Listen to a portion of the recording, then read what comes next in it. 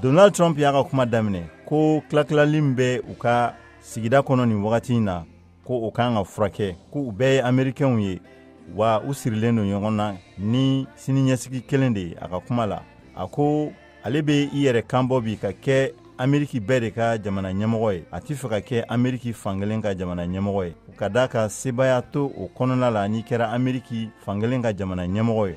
A segira a ka jalakili ninnu kan minnu na a ko kiiri ko minnu tara ka ɲɛsin ale ma ko politiki donna u ka sariyabon o kɔnɔna la. A ye jaabili kɛ fɛnɛ k'a fɔ ko n'ale nana ko ale yɛrɛ de bɛna bɛɛjɛ fanga ko ka o lakisi. Donald Trump a ka ni laseli in senfɛ républicains ka lajɛrɛba la Milwaukee k'a laseli janyana ka tɛmɛ convention laseli bɛɛ kan. A ka ni laseli senfɛ wagati dɔ la a kɛra makari ani hinɛ ye. A kɛlen ka ɲɛfɔli kɛ ale kisira cogo min na dankarili mun tara ka ɲɛsin ko ka nin bunaku ka bɔ a la. A ko ale kɔni bɛ yan Ala dɔrɔn de y'ale kisi.